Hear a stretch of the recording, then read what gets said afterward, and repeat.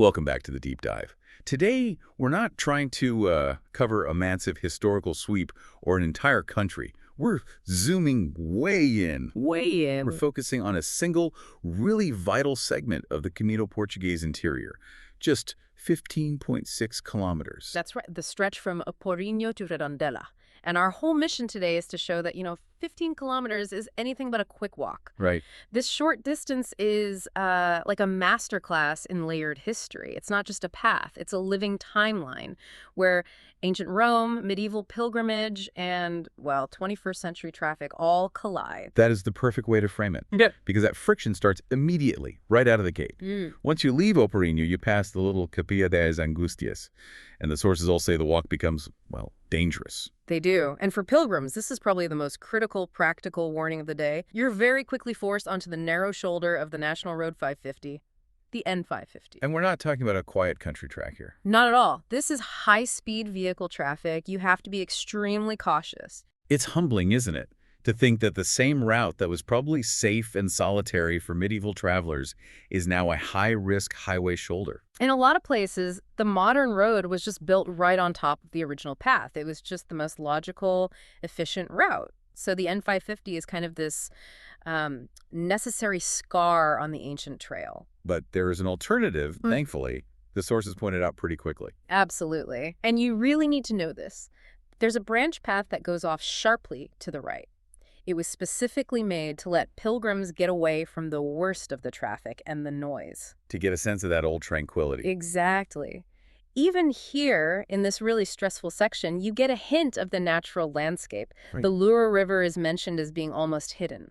Right. One source said you can only intuit it. Yeah, you sort of feel it's there more than you see it. That hidden river is the thread connecting everything. We worry so much about the road, we almost forget the ground it's built on. But leaving that modern chaos behind is key to what comes next. Yes, starting with moss. Okay, so the moment we get away from the highway, the historical density just ramps up. We're moving into the first big stop, the area of Mos, past the Amirolongo neighborhood, and we arrive at a place called Arua.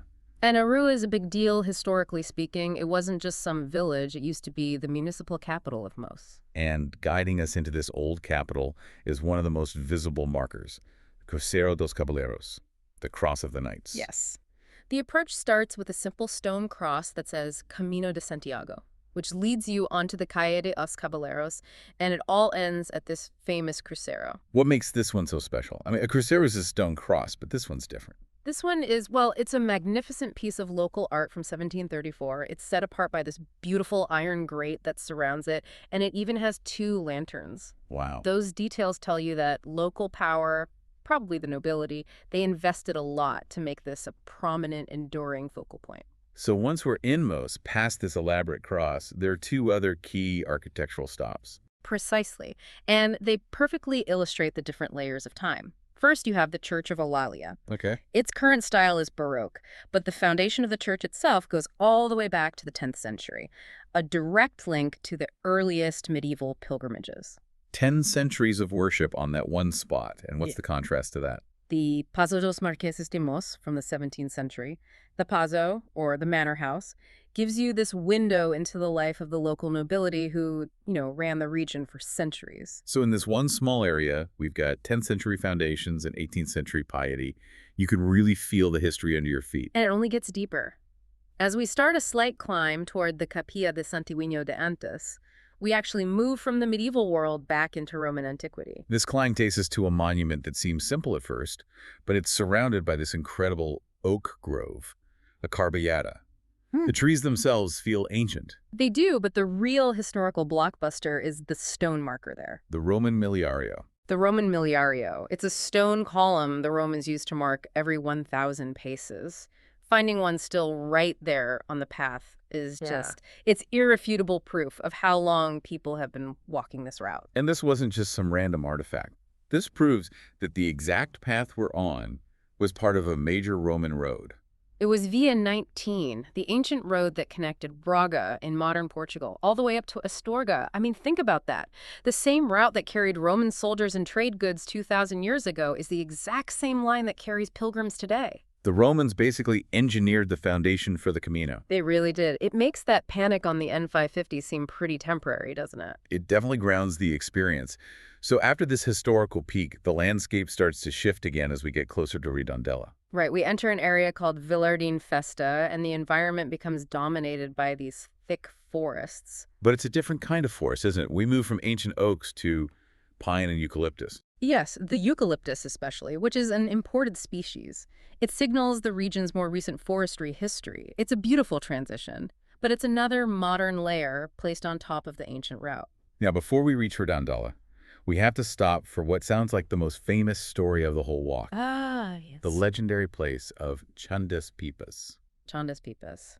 It is a classic, deeply local tale of resistance. It shows how huge historical events get woven into the physical landscape through, local heroes. So set the scene for us. This is during the French invasion, early 19th century. That's right. The French troops, the Tropagadas, were moving through, and this particular high point gave them a really dangerous tactical advantage, a clear, steep descent into the next valley. And this is where a local man, Chan, decides to do something. Exactly. Chan is up on this high point, and he realizes he can't stop them with weapons, so he uses what he has. Which was? Wine. He gathers these huge wooden casks of wine, they're called pipas in Galician, and he just starts rolling them down the steep slope at the soldiers. He used wine barrels as a weapon. As a weapon of chaos. The goal wasn't just to hit them, it was to slow them down. Imagine dozens of these heavy, rolling barrels thundering down a hill, splintering, creating this impossible, slippery roadblock. It would have totally disrupted their advance. It forced them to stop, to scatter, and to waste time clearing the wreckage. It's just this perfect story of defiance. And that's why the place is called Chandas Pipas, Chan's casks. The story lasts because it speaks to that local spirit of resistance. It's a vivid human story tied right to a spot on the map. So from that legendary spot, we begin the final descent and finally enter the town of Redondela. What's waiting for us at the end of this journey? You enter the town through the Plaza de Ponteas, and the section officially ends just a bit later at the Plaza de Ribadavia. And this is a key spot because it's where the main pilgrim hostel is. And the town itself is this incredible synthesis of all the ages we've just walked through. It absolutely is. You have the parochial church of Santiago, consecrated way back in 1114. Then you have the Convento de Villavella from the 15th century. And then something completely different. The industrial age arrives. Dramatically. The 19th century railway viaducts, these massive iron structures, just cut right across the historic skyline. That's an amazing visual. It's the moment industrial transport arrived, prioritizing speed, literally building right over the top of the ancient town. So you have centuries-old stone churches sitting in the shadow of these huge utilitarian iron bridges. It's the perfect summary of the tension we've been talking about. And if you finish this stretch in May, there's a great taste of modern local life, too. The Fiesta del Choco. The Cuttlefish Festival, yes. It's a wonderful celebration of local tradition and community, a great way to end the day's journey. So stepping back, this 15.6 kilometers is just an extraordinary compression of time. It really is. You start by battling a modern highway, only to find a Roman mile marker. You pass through medieval churches, 18th century art, 19th century resistance, and you end in a town defined by all of it, including those massive viaducts. The duality is what really stands out. The practical, modern challenges right next to these deep, persistent historical markers. I mean, the chaos of the traffic just feels so temporary compared to the millennia of human persistence here. That persistence is the true lesson of the Camino.